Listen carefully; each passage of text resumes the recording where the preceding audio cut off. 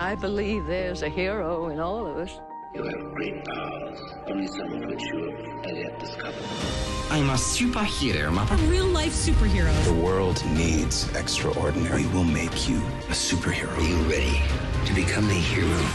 Initiating surprise in 3. This, 2, is 1. The Real Brian Show.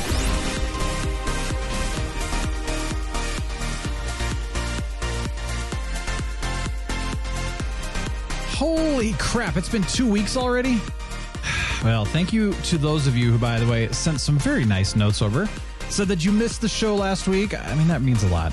I really appreciate that. But here's the deal. We're back. We're back. Ready to nerd out, send some encouragement and positivity your way? Captain, your mother sends me encouragement every night. I'll take the rapists for 200. That's therapist. Ha, let's rock it, Alex.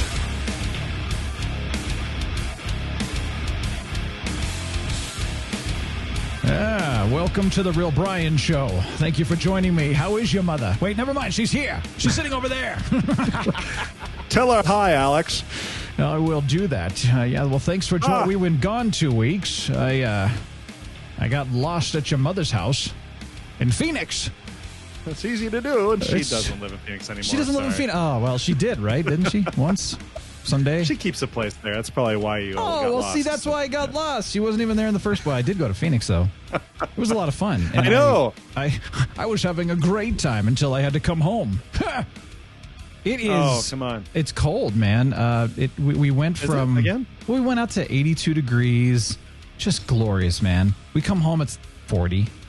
You know, actually it was like 82 to 87. And then we come home, it's 40. And then it actually warmed up over the weekend when we got home. I think we hit 65, which was great. And then back down to the 30s. And I just thought, and windy. Wow. See, yeah, we're having great weather here in Des Moines. So that's good. It's still nice here, but that's probably because the front that you're dealing with hasn't hit us yet. So yeah, well, it warms up and cold's down. Love that spring weather. Hey, it's spring, by the way. Happy spring, everyone. Oh, yeah. Happy spring, everybody. Happy March Madness. That's in full swing. I'll talk about that in a minute. I'm doing a little, shout out to my other... I got a lot of teams I like. But, dude, it was a nice week off. I got to tell you, though, I wasn't ready to come home. It's just, man, a week's not enough time. I did that sabbatical back in 2016. You and I have talked about that. I've mentioned it on the show before. Mm-hmm. It was one of the best things I've ever done. And it was cool because it was... You know, that first week, you're kind of sitting in your chair drooling from exhaustion. And then that second week, you're kind of like, okay, now I'm finally relaxing and I'm kind of enjoying the time off. I'm not thinking about work anymore. I'm just enjoying. By that third week, I'm starting to get a little more energy now. I'm still enjoying my time off, but I'm almost ready to go back. And by that fourth week, I was going crazy. Like, I got to do something, man. I got to work. Yeah. So I need that sounds again. Like you went into retirement. That's what it sounds like. Yeah. Well, that's kind of the sabbatical thing. But I do miss... having more time than just a week because the week wasn't enough. I mean, I was like, oh, you refreshed. I'm like, no, I'm not this time. It's not good, man. But dude, Phoenix was nice, dude. Beautiful desert. I haven't been there in a long time, actually. It's funny. It's kind of crowded, isn't it? Not really, because it's so spread out. It actually feels, I mean, there's just, no matter where you drive, there's city, but it doesn't feel crowded because it's so spread out versus, New York. Yeah. And that's the thing. Actually, Phoenix felt kind of free. It was nice. And again, it was warm. The sun was out. It was beautiful. I love the desert, man. And I love the Phoenix desert. Yeah. It's very beautiful down there. Suns, the Phoenix Suns, of course. I finally got a chance to get a Suns Valley jersey, which I'll wear next time because I got to cut the tags off. You know what's crazy is the flying experience. I've heard some good ones, some good experiences from friends of ours who have flown. And then I've heard some horror stories lately because of masks and COVID and everything else. And, just people have been freaking out. And of course, you've seen the people who have been drugged off the plane. We're going to drag them off the plane. We're going to, there's all the crap going on, right? I've heard that. And it's from people I know too. So I'm not going to lie that I've been lucky. Yeah. And that's good because like I said, I've heard some other positives, but I'm not going to lie that I was pretty anxious about flying just because of what's been going on. Right. Also, it's just been that whole, no offense to people, but people, they will fly when they're sick and they don't care if they spread it to someone else. They just don't. Because they just got to get where they're going. They got it, which is, by the way, a bunch of bull. Get a refundable ticket or get a change fee and don't fly when you're sick. But hey, whatever. People do it anyway. And there were people that were on the plane Really? Oh God, I'm like, come on, guys. Oh wow. Wow. Come on. I haven't had that yet. It's so disrespectful. It just is. But see, that's my agenda. I love respect, you know. But when people are just like thinking about themselves and not considering anyone else, that's a pet peeve, as everybody knows. Yeah. So thank God, though, the flight over was not that bad. I didn't hear that kind of thing. Coming back, there was a lot, but it was like way behind us. Okay. Thankfully, we were more in the front of the plane. Yeah. At least they weren't coughing like in my face or all that. And we were wearing N95s. Yeah, N95s. Yeah, so we were protected. And of course, we took a lot of precautions, get a lot of sleep, eat healthy, do your vitamins and everything else, do the best you can, right? But other than that, it was a really positive experience, far better than I expected. We didn't have any delays miraculously. It was really nice. And I got to tell you, I love flying anyway. So it was just so nice to fly again. But anyway, it was a good experience for us. No one was belligerent. No one was having any issues. People were just doing their thing and it was pretty chill. So anyway, just FYI. But yeah, dude, you mentioned, spring and March Madness is in full swing and all of my teams are out. Every one of them, of course, Colorado State is out. And like all the 7 or 8 teams that I was going to root for all got knocked out on, I think, in the first round, actually. It was just wow. No more dog in the fight. It's sad, too, because with Colorado State, I'm starting to. So, first of all, I think, Michigan, okay, they're 11 seed. Colorado State's a 6 seed. They should beat them, right? Well, now you start getting some background. I've not followed Michigan, but Michigan went, pretty dang far last year, of course.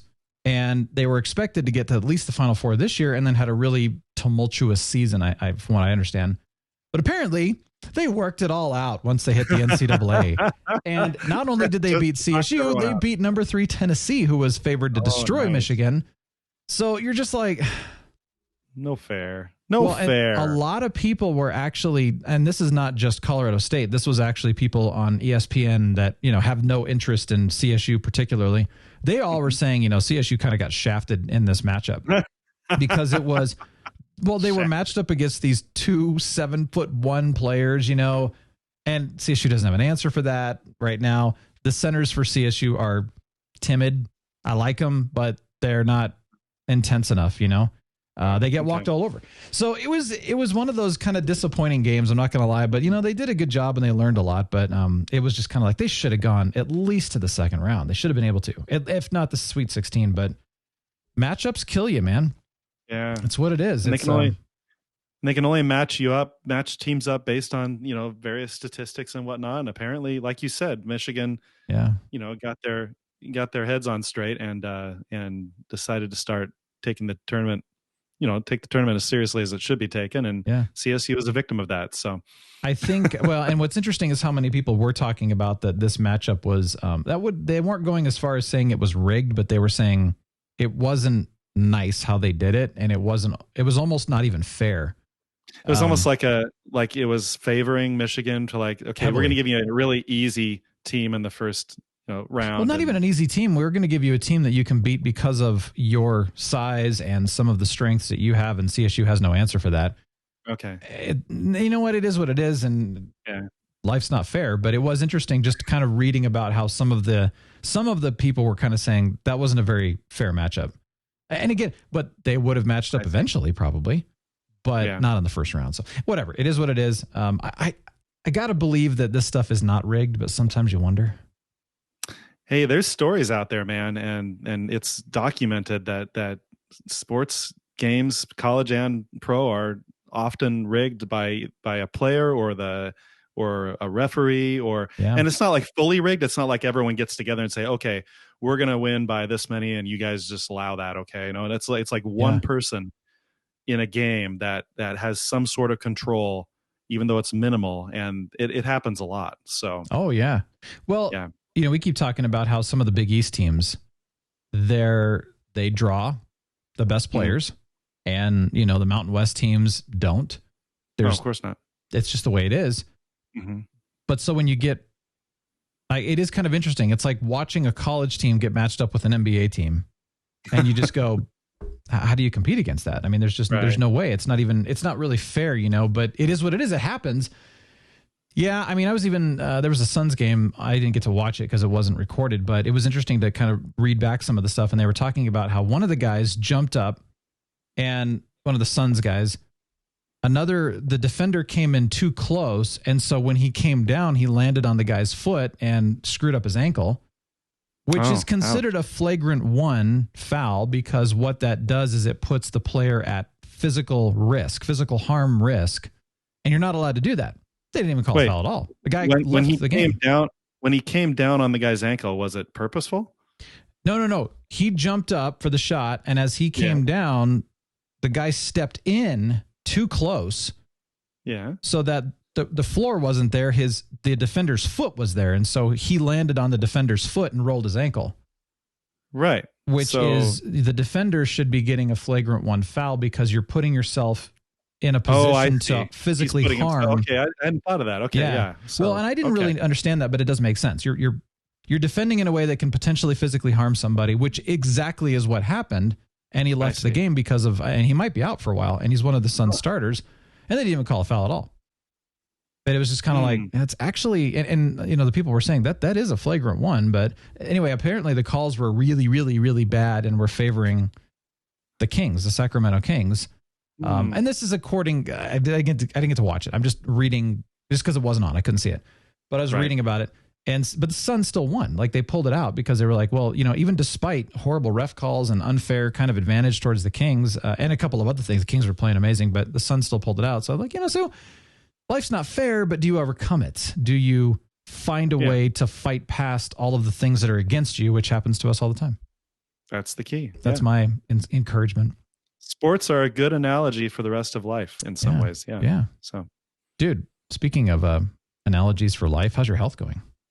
Yeah. Hey, dude. So great news since we last talked on the show. My wife and I signed up for a Pilates class starting in mid-April. Dude, all right. Yeah. So we're pulling the trigger. I was going to do it, and then she's like, I want to do it with you. So that's great. I'd much prefer to do it with her than by myself. So I'm still counting calories. I've been doing it, you know, very faithfully for the last 3 weeks now, I guess. And I've been staying under 2,000 a day. Most days it's pretty easy to stay under 2,000 a day, which is really good. But last week I had a cheat night. I have cheat nights. Once a week I'll have a cheat night. Yeah. And I had a cheat night go off the rails last week. I had 1,200 calories of dessert alone at night. By itself, dessert. And let me tell you this. So an apple dumpling, about 4x4, about 4 inches by 4 inches square, an apple dumpling, an average apple dumpling is about 700 and some calories by itself. Ridiculous. So when you add 2x4 after that, when you add vanilla ice cream on top of that and 2 small peanut butter cookies, all that added up to about 1,200 calories. So, yeah. That's awesome, man. I want to say shout out to Mike, by the way, because when we were talking about 2,000 calories of vegetables, which was, you know, a hilarious thing. I still challenge somebody to try it and see what happens. I'm not going to do it. He sent a picture of one of the toilets from Lowe's that said, can flush 16 golf balls in one flush. And he said, you're going to need that toilet if you do 2,000 calories of vegetables. And I was like, I used to have one of those in our old place and I miss it. Oh, it's just a good toilet. I don't know what it is. Something in my brain that cringes when I think of flushing 16 golf balls down a toilet. And it's not because it's wasting golf balls. It's just something about that, you know, like you're testing your toilet to see if it clogs. I mean, can you imagine if it did clog? How much of a pain would that be to unclog? Well, they're doing it, you know, of course, in a facility that doesn't utilize a sewage area, you know, and so if it's a mess, it's just water. Right. So but it's a marketing gimmick, of course. It just makes me nervous when I think about it. It's like, ugh. You know, those things are amazing, though. I mean, the suction, it's almost like airplane suction when you just want to go to the bathroom and just hit the flush button and you're like... You know, when I was a kid, I always wondered, when you flush that airline toilet, does it go like, does it spray out of the airplane and then just kind of rain down on people? Did you see Joe Dirt? No, I never saw it. I know what it is though. That's such a great movie. When he finds a meteor, you know, and he's walking around with a meteor, you know, and he's got it in this wagon. You know those old radio flyer wagons? And he's got this meteor because he's all excited. He's like, I love you, meteor. You love you, meteor. And he's eating French fries. And, he squirts the ketchup on the meteor and he's dipping his French fries in it. And then later, like halfway through the movie, somebody walks up and says, that ain't no meteor. That there's a space peanut. He's like, what? He's like, when planes, they flush their toilets and they drop the peanuts out of the toilets. He's like, I've been eating off that. That's awesome. Space peanut. Dude, yeah, David Spade, he went to my high school in Phoenix or in Scottsdale. Did he really? So, same time? Yeah. Saguaro High School. No, he was like a good probably 5 to 10 years before me. So I guess he is older. Yeah, I didn't think about. Yeah. I think of his older movies and he doesn't age because of that. Yeah. I don't know what he looks like right now. I don't either. I haven't seen him forever. But cool, anyway, so that day, speaking of where I had the 1200 calories. Yeah. That day I did like 3,500 calories total. So 1,500 more than what I'm supposed to be doing. So that's a cheat day, folks. So when you're on kind of like a diet, and I'm not on a diet, I'm just counting my calories and I'm holding myself accountable for what I consume. When you're doing that and you have a cheat day, you're allowed to go off the rails like that. And I totally did. So, and fun fact, Tim Ferriss has shown this based on his little 4-hour body thing that I read a long time ago.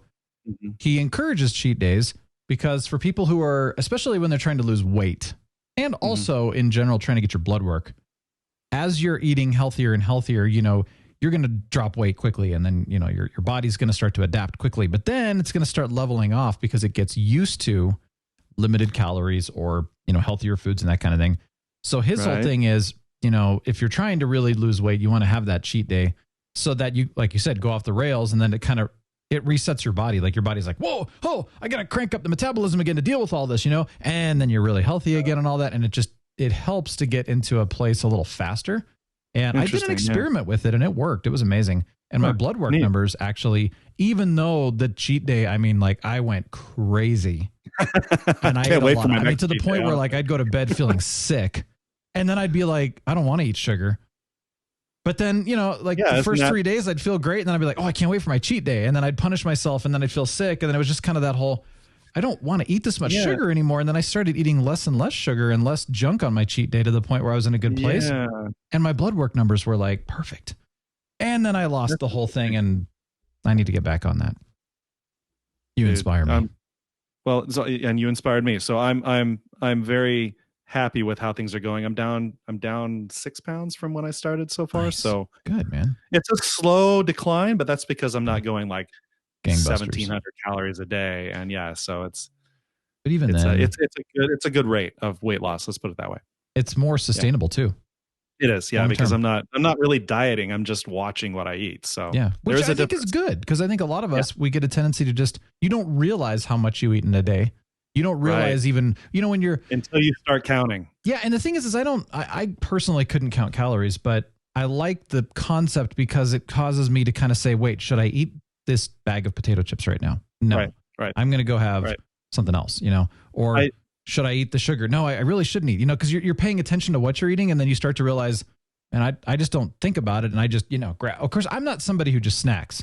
I know a lot of people who just grab food and all of a sudden they look down and they went, oh my gosh, I didn't realize I ate all that. And I don't do that personally, but I know a lot of people that do. And I know how much of a struggle it is. Right.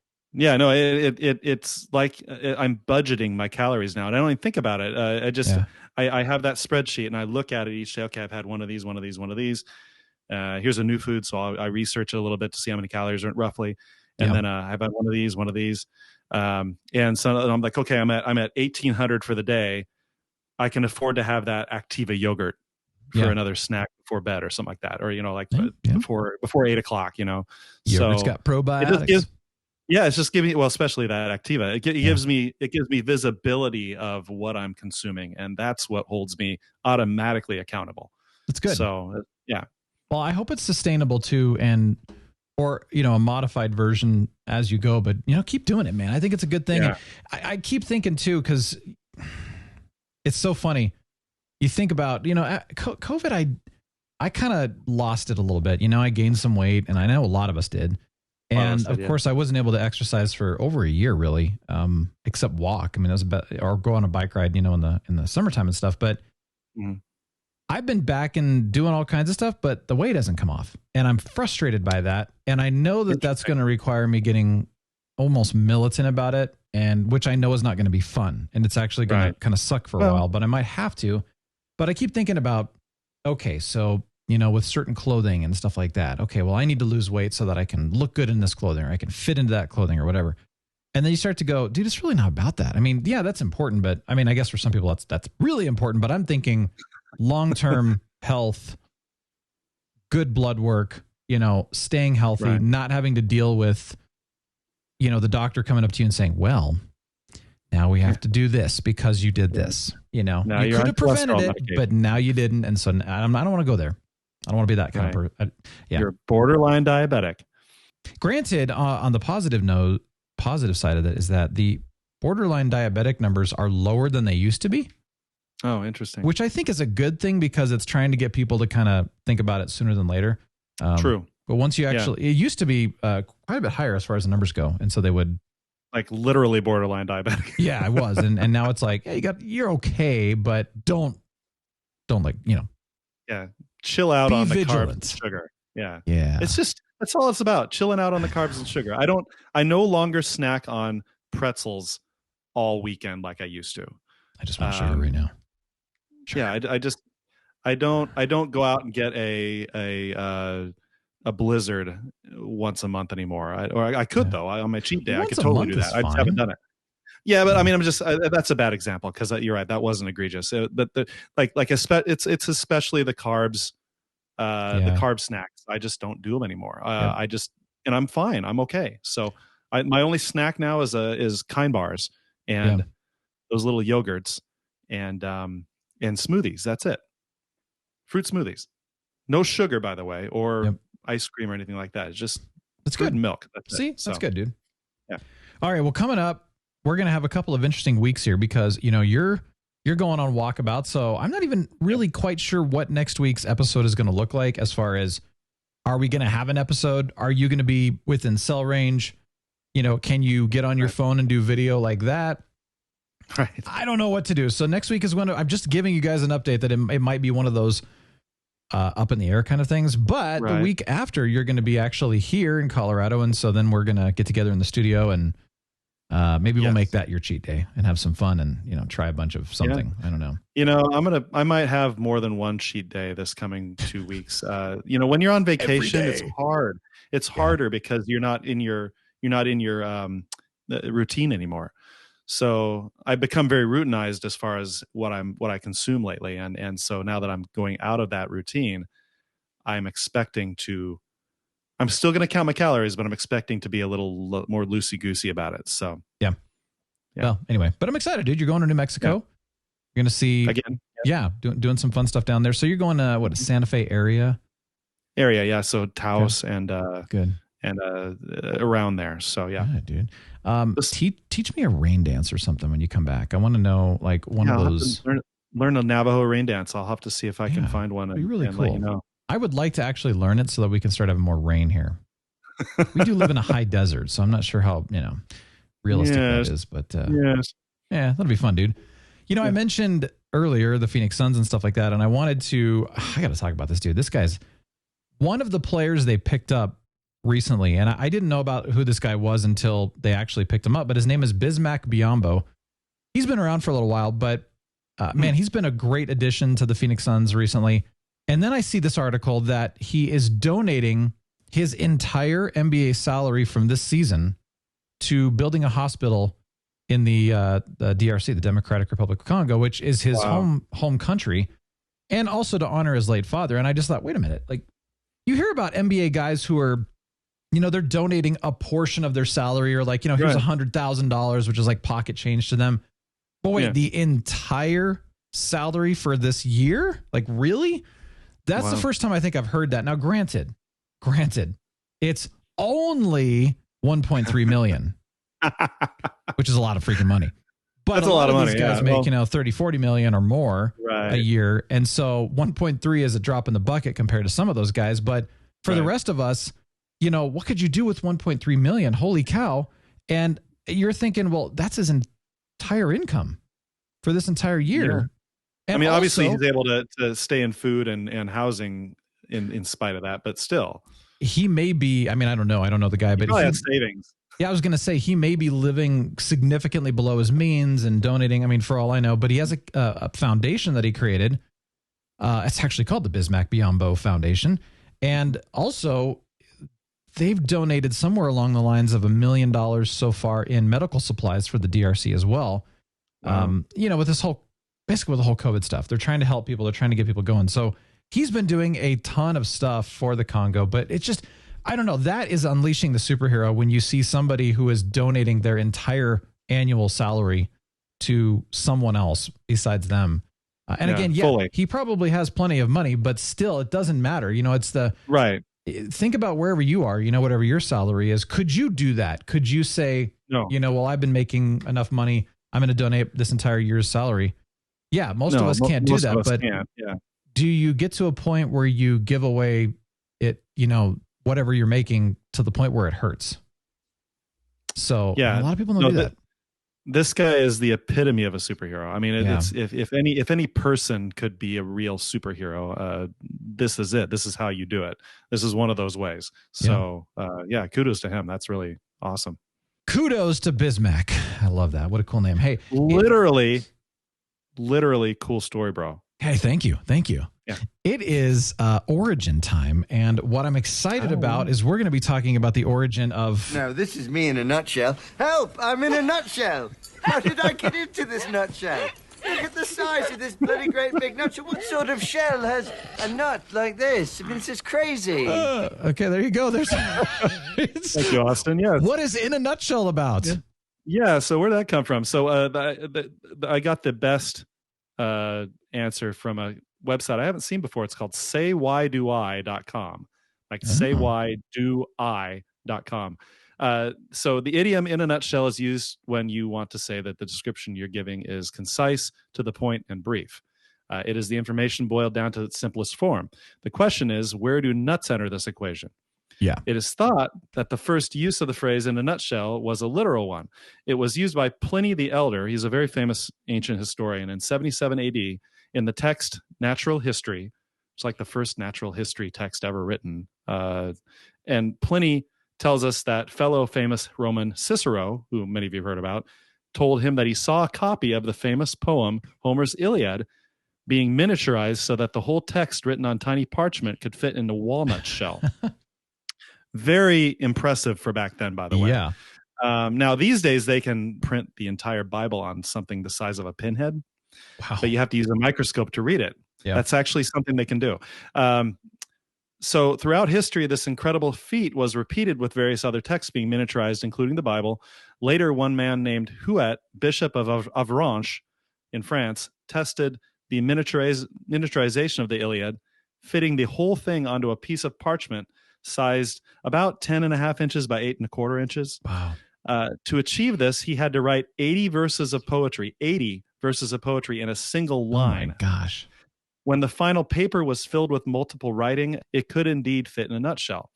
Now, although this is all very interesting, clearly, but copying the whole of the Iliad in full detail is a far cry from how we describe the Iliad in a nutshell today. Mm-hmm. Using today's phrase, the Iliad in a nutshell would be written in an abbreviated, shortened form, where the text would only contain the paraphrased, brief, main gist of it, like a the Cliff Notes. Cliff Notes, yeah. Yep. So those are in a nutshell. So how did the phrase in a nutshell come to mean brief and concise? The idea of having a detailed amount of information containing all the facts neatly contained in a small, compact nutshell somehow evolved into the idea of having just the facts you need, minus the superfluous waffle. In a nutshell gradually became connected to the idea of information itself become compacted. So there you have it. Interesting. That's the best explanation I could find, but it still doesn't say why. I mean, really, the reason I'm extrapolating, the reason that it was that they used that Pliny used a nutshell is just because it was a small container that everyone knew about back then. You know, everyone knew what a walnut was. So, and they all knew that you had to crack a walnut open. You had two halves of a shell if you did it right, and then you could. I mean, they played games with the shells and stuff. So it was a common object that people were familiar with back then, and so yeah. Interesting. There you go. Well, you're right. Like trying to get it into something small, essentially saying, I mean, it makes sense. If that's essentially actually what means happened, cut to the chase. Yeah, there you go. Cut to the chase. Yeah. By the way, shout out to the Wraith too when we were talking about Debbie Downer 2 weeks ago. And he's like, okay, I need to know that one now. So that's coming up, by the way. That's on the list. That was a good one. Yeah, Debbie Downer and Negative Nancy. I mean, the obvious answer is they came about because of the alliteration. Negative Nancy. You're being negative. What rhymes? Sure. What else starts with an N? Nancy. You're being a downer. What else starts with D? Debbie. Why they're both female names is interesting. How many male names? And why Karen was brought into the issue in the recent year-ish. I want to know that one too. Why did Karen all of a sudden get the shaft? So we're gonna talk. I think we should just do kind of all of that in Origin. That'll be good. Yeah. Well, I got to tell you, we're not reviewing this, and that's totally fine again. But just by the way, on the plane coming home, I watched episode 2 of Picard, and I was just sucked in. And then, of course, they're like, boo. All right, everybody, close everything up, turn everything off. I'm like, dang it, I got like 6 minutes left. So then I came home and, the next night I decided to watch the last 6 minutes of episode 2. And I'm like, I'll just start episode 3 and see what happens. And I'm thinking like, I'll watch like 15 minutes. And then all of a sudden I'm like, okay, I think it's been 15 minutes. And then the credits roll. And I was like, wait, I just watched 55 minutes of episode 3. What just happened? Here's the thing, man, completely sucked in. I love season 2 so far. I know that, yes, there are some issues with the modern day Picard that people have had, that it's not like TNG. Some of those things are still there. I'm just looking past them. I want a good story. I think so far, these 3 episodes of season 2, far, far better than season 1. Far better. Okay. I thought season 1 was fine. Yeah, it was fine. But season 2 so far is just like, oh my gosh, just sucked in. So exciting. Yeah. Really engaging. Not everybody's going to like it, but I think it's highly recommended if you're a Star Trek fan, wholeheartedly. Yeah, I mean, I like it. I'm enjoying it really well so far as well. It feels like good Trek so far. I mean, I understand why there was controversy about, both Discovery and season 1 of Picard, but season 2 so far feels like more Trekish. I don't know. But I have one complaint, guys. One complaint. When you come out of warp next to the sun, you can't see the Earth right there. It's like they come out of warp next to the sun, zoop, there's the Earth, this little marble in the distance. I mean, Star Trek's never been hard sci-fi. That's fine. It's not supposed to be hard sci-fi. But that's just going way over the top for me. And I had an eye-rolling moment. So, yeah. To say that older Trek used to be significantly harder sci-fi. It did. Newer compared to that, certainly. No, but even in general, they actually used to hire technical advisors and people who would come in. They consulted scientists and they would say, how can we get this to be as realistic as possible? Based on the fact that it's 300-400 years in the future, obviously we're going to take a lot of liberties, but how can we make this as realistic as possible? And they've always done a really good job with that for the most part. Until now. Modern Trek has just kind of thrown all that out the window. I mean, I've complained about a lot of the stuff that Discovery's done. That's just like so not even realistic. All right, the other thing I was going to mention really quick is Murderville. I think I talked about this. It's been almost a couple of months ago now, and we finished it. By the way, here's the thing: Sarah loved it. I showed it to her. We watched the first episode with Conan O'Brien, which was a great episode, by the way. I got to tell you though, the episode 3 was probably my favorite. Of the entire series. We laughed so hard in episode 3. I was like, okay, that was gold right there. And then the other episodes were fun. They weren't as good, but it really depended on who they brought in, which was kind of fun because it's a guest celebrity and all that. And how well did they work with, with what's his name? Until he's facing his name, Job. Yeah, Gob. But my gosh, I mean, it was fun. It was 6 episodes. They're short. Totally recommended. It's such a different type of show. So, if you wanted to check out Murderville, I mean, highly recommend it. It's fun. It's very fun. Now, the other thing was that the show Librarians, which came out, I want to say 2013, 2014, something like that. And then it ended in 2018. I've never heard of Librarians. The Librarians? Yeah. So in 2005 or 6, they had the Librarian movie. Oh. And then they ended up being 3 of those. And I mean, it was pretty cheesy. It's just kind of this fun little Indiana Jones meets magic meets something else, They did 3 movies, which were a lot of fun. And then they decided they would do a TV show out of it. They did 4 seasons. And honestly, it was a blast, dude. We watched a handful of episodes many years ago, I think when it was airing, but we were having a hard time getting the episodes and stuff like that at the time. And so now we have them all and we've been going through them, actually sequentially and all that. But it's like, what a fun show. Like I said, I told you, Indiana Jones meets magic, it's really, really cool. There's a lot of really fun stuff in it. There's some characters in there that you're like, where are these people? They talk about being immortal or they've been around a long time. I'm like, who is that? And then they reveal, you're just like, that is so cool. So anyway, fun, positive show. It's cheesy, but it's refreshing. And then, Captain, are you an M. Night Shyamalan fan? I used to be. Back in his heyday when Sixth Sense and what was his first one? I thought Signs. Sixth Sense was the first one, wasn't it? It might have been his and first then big Signs. blockbuster. Signs was good. Then The Village. The Village, yeah. Back in the day, Lady back in the Moore. early 2000s, I was more of a fan. Now I just kind of feel like he's a has-been and I'm not interested anymore. But that doesn't mean that his stuff can't be good. Yeah. So I haven't seen anything from him recently. I'll tell you that, Signs and Sixth Sense, and those are probably the best, to be honest. I mean, The Village had some good moments. Lady in the Water was good, had good moments. I think, what was the one with the knowing or the happening or something like that? Is that the one where they're running away from spores in the air or something? Yeah, like or something. And that was an okay one. Ewan McGregor was in it? I don't even know, but there was some weird ones he did. And then I saw something else that I was like, wait, that's M. Night Shyamalan? I don't know. But didn't he do the whole trilogy with Unbreakable? Yeah, that was him, right? Yeah, I think so. Geez, now how do I not know that? Samuel L. Jackson and Bruce Willis was one of them at least. I'm going to solve this right now. Find out. I'm almost positive it was. I loved that trilogy, if that actually is, true. But let me just check, because now I'm curious. I'm almost positive it is. Yeah, it is. Okay. So he wrote that trilogy. I loved it. Cool. Unbreakable was great. To me, the Split was phenomenal. That was just one of his, I think it's been one of his best movies. And then, of course, the last one was pretty good. Glass. It was, I liked it. I mean, let's just put it that way. But to me, Split was the best. Regardless, he had one that came out, I think it was just this last year, called Old. Okay. And I was, for whatever reason, I didn't see it in the theater, of course. And for whatever reason, I was just kind of like, whatever, I'll watch it eventually. And then I got the movie and I was just kind of sitting there like, I'm going to watch this. And then eventually I'm like, oh, dude, I need to watch this movie. It was weird. I'm not going to lie. Like, it was one of those where I was sucked in. I couldn't stop watching it. I watched all the way to the end, but there were some parts. Okay. One thing I loved about Signs and Sixth Sense is that it was genuine suspense, and it had the twisting of the endings and stuff like that. And it was just one of those like, oh my gosh, I didn't see that coming. And that was so good. Well, Old still has that same exact formula, but the ending wasn't as surprising as it's been in the past, but it was still kind of like, oh, okay, that was interesting.